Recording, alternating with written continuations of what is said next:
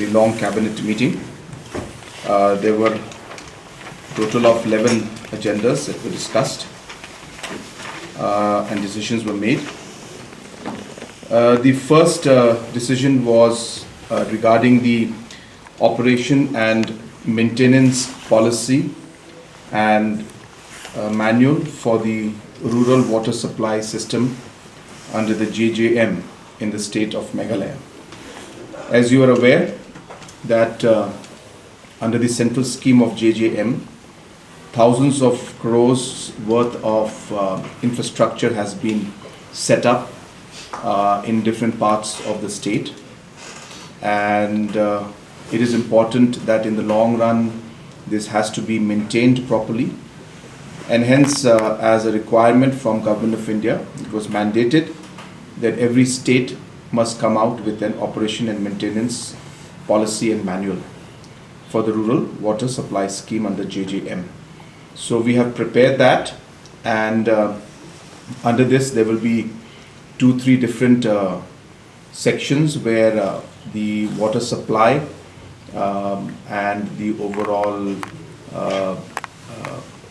water tank maintenance will be one section, and the distribution lines in specific villages will be a different section. And it's a very massive manual, so it will not be possible for me to go through all of that, but what is important to note is that we have come out with this manual and the cabinet today has cleared it.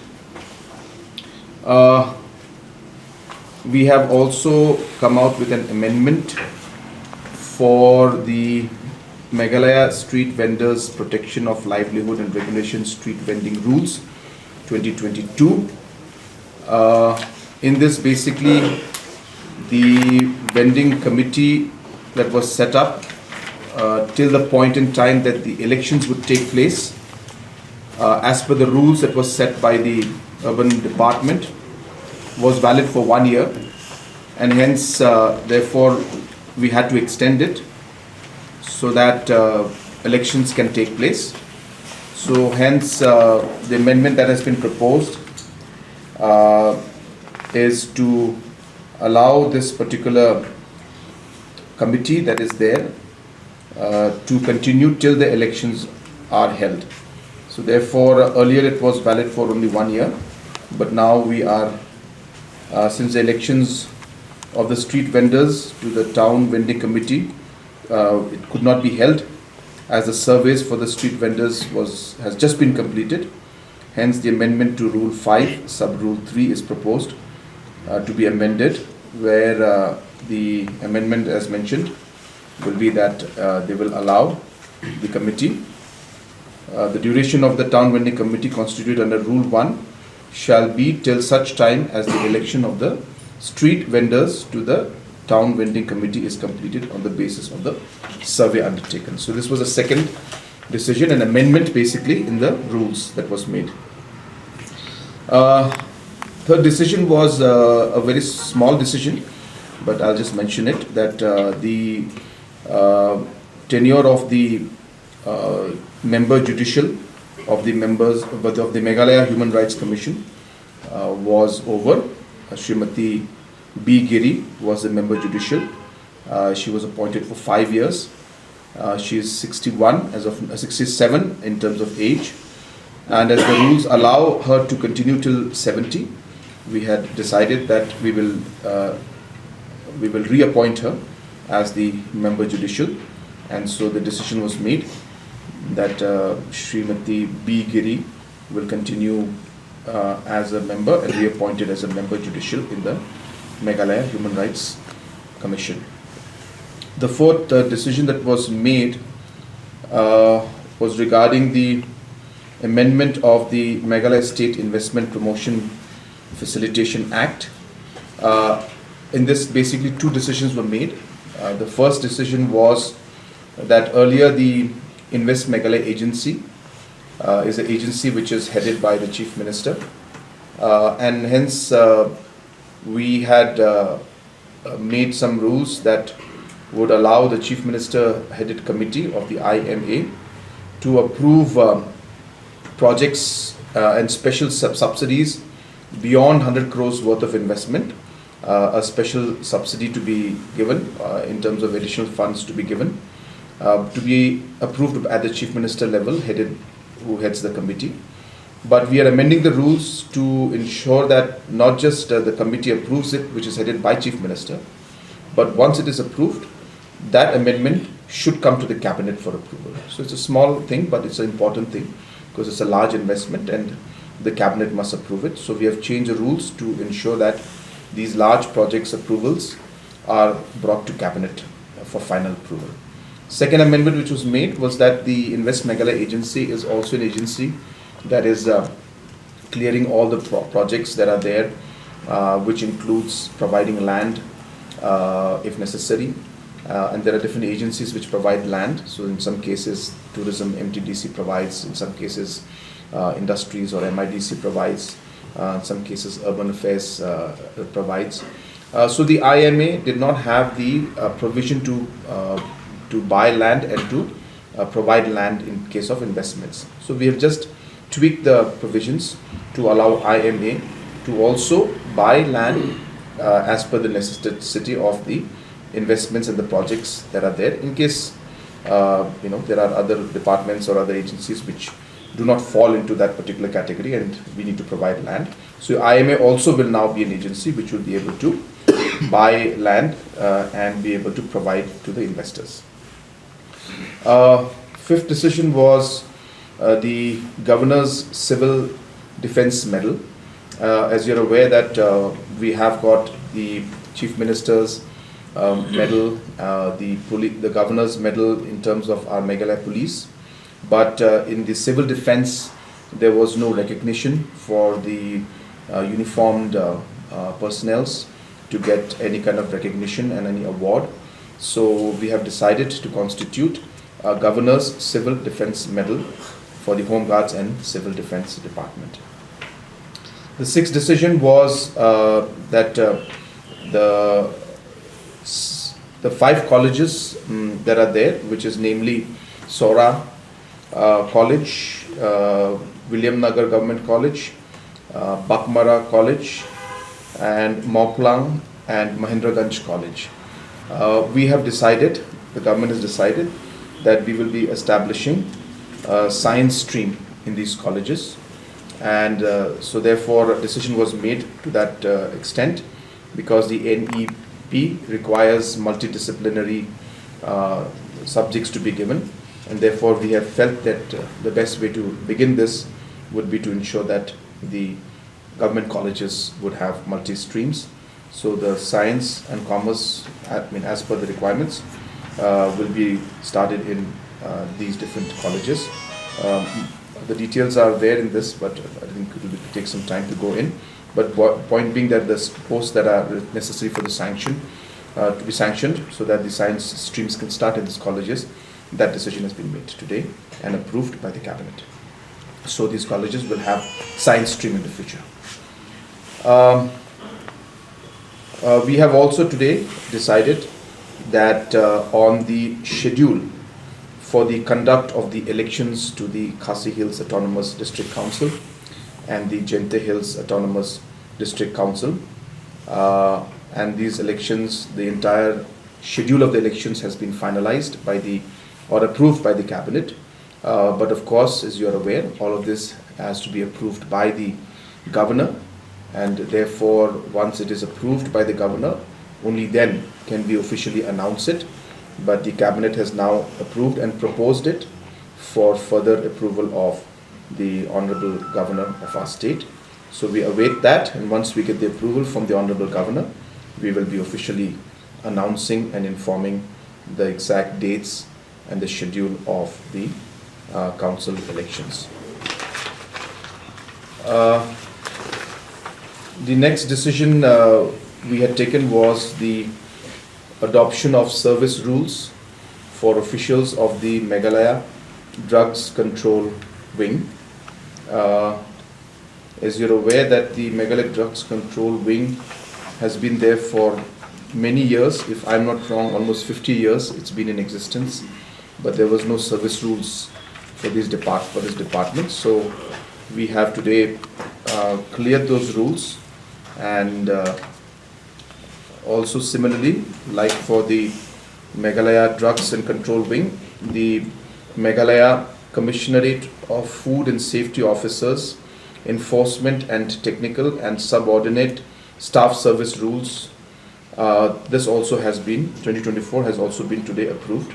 So 2 service rules in the Health Department have been approved by the Cabinet. The last decision which was made today was the decision to finalize and approve a one-time special plan for industrial closure scheme for the MCCL. We are in the process of closure of MCCL, and therefore one-time special scheme where we are working with the employees to give them a golden handshake or VRS or whatever the appropriate word you'd like to use. This scheme, after detailed discussion with MCCL employees, has been worked out, and this was brought today to the Cabinet. And the Cabinet, after detailed discussion, has approved that particular scheme. And now we will finally, the MCCL will propose the scheme and discuss with the employees association and others, and sign on the necessary papers so that it can be frozen. Then once that is done, the closure will be approved, and then the process of closure, which requires a lot of details. As you're aware, it's a public limited company, and therefore the procedures require different processes to be followed. So all those will be followed to ultimately close the MCCL.